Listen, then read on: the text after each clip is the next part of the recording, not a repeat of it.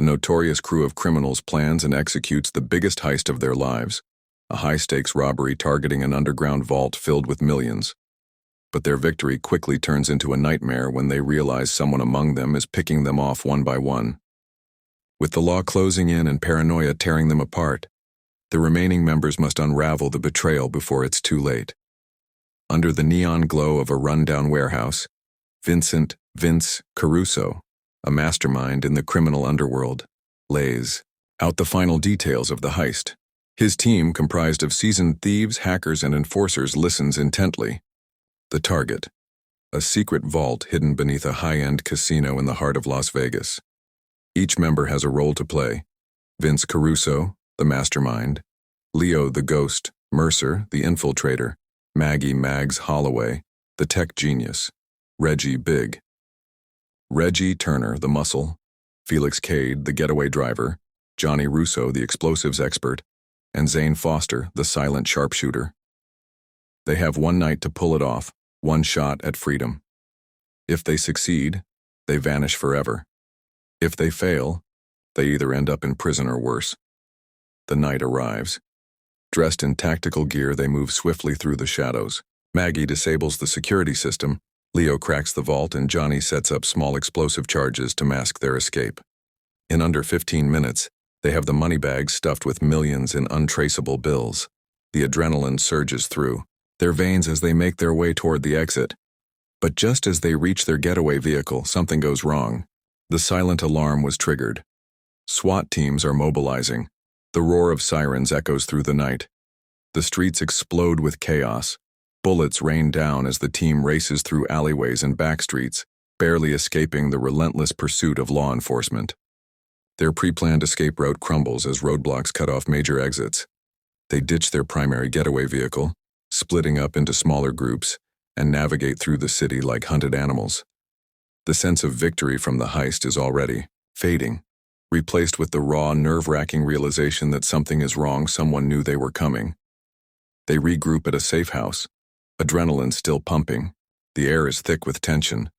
Felix, the driver, volunteers to check on their secondary getaway car parked a few blocks away. Minutes stretch into an eternity, and then, a gunshot. The crew rushes outside to find Felix dead, execution style, a bullet in the back of his head. Panic grips the group. They scan the darkened streets, but there's no sign of the shooter. The realization is horrifying. Someone among them is a traitor. Paranoia seeps in. Vince tries to keep the team together, but trust is crumbling. Accusations fly. Everyone has a motive, some for greed, some for revenge. The money, still stacked in duffel bags, suddenly feels more like a curse than a blessing. The atmosphere grows tense, every whispered conversation a potential conspiracy, every glance filled with suspicion. They barely have time to process Felix's death before another member of the crew, Johnny Russo, goes missing. Hours later, his body is found in a motel bathroom, drowned in the tub with his wrists slit. It looks like a suicide, but Vince isn't convinced. The water in the tub is still warm, meaning Johnny had been killed only moments before they found him. Someone had staged the scene. The police aren't far behind. Surveillance footage of their escape is all over the news. Safe houses are compromised. One by one, their hiding spots are discovered. Every decision they make is being anticipated, their every move seemingly known in advance. The trap is tightening, and Vince starts re-examining every detail of the heist, trying to find clues. Who could have known about the safe houses? Who had the chance to sabotage their escape? The pieces don't add up. Someone is always one step ahead of them, and it's not just the cops. Days turn into sleepless nights. The crew, once a tight-knit unit, fractures under the weight of suspicion. Reggie, the enforcer, starts carrying his gun at all times, even while sleeping. Maggie, normally the rational one, begins questioning everyone's whereabouts. Leo, the most trusted infiltrator, vanishes for hours at a time with no explanation. The fear of betrayal seeps into every interaction. The walls of their safe house feel smaller, suffocating.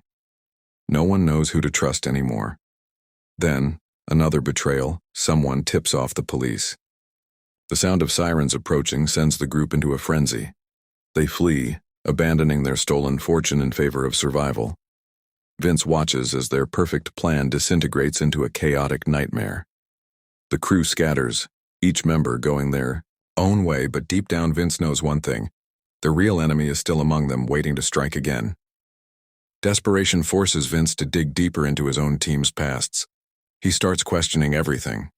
Had this betrayal been in motion long before the heist even started? Was the whole operation doomed from the beginning? The deeper he looks, the more unsettling the truth becomes. Someone had been waiting for the right moment, using the heist as a means to settle an old grudge. And now, with most of the crew either dead or on the run, the endgame is closing in. Vince knows that if he doesn't uncover the traitor soon, he'll be the next one to go. The problem? Time is running out. Vince moves in the shadows, his instincts sharper than ever. He has lost trust in everyone, and the bodies of his crew members keep piling up. Maggie disappears next. Their apartment is found ransacked, and her blood-stained laptop is left open with a single message typed across the screen. It was never about the money. Vince clenches his fists. The betrayal runs deeper than he thought. Leo is the last man standing with Vince. They decide to lay a trap of their own, using what remains of the stolen fortune as bait. They meet in an abandoned factory on the outskirts of town, expecting the traitor to make a move. The silence is deafening as they wait. Hours pass, and then the sound of footsteps. Reggie appears, gun in hand, a cruel grin spreading across his face. "You never saw it coming, did you?" he sneers. A brutal gunfight erupts. Reggie has backup dirty cops who were in on the setup from the start. Vince and Leo take cover, bullets shredding through the old factory walls. One by one, Reggie's men fall, but Leo takes a fatal hit. With his last breath, he whispers, "Finish this." Fueled by rage, Vince charges forward, taking down Reggie's last henchman. The two men face off in the ruins of their broken dreams. Vince, battered and bloodied, finally gets the upper hand and pulls the trigger. Reggie falls, gasping for air, his betrayal costing him everything. But as Vince turns to leave, sirens wail in the distance. The police have arrived. His final escape has been cut off. With nowhere left to run, Vince raises his hands as the red and blue lights illuminate the wreckage of his past. The game is over. The last big score was never about the money, it was about survival. And in the end, no one truly wins. Vince sits alone in a cold, dimly lit interrogation room. His hands are cuffed to the table, his body bruised and bloodied from the violent takedown by the police. Outside the one-way mirror, officers discuss his fate, but Vince knows better than to assume it's over. He's been set up, played from the beginning, and now he's the only survivor left to take the fall. A detective steps inside, tossing a folder in front of him. Inside are photos: Leo's body, Maggie's apartment, Reggie's corpse. The detective leans in. "You were betrayed, Vince.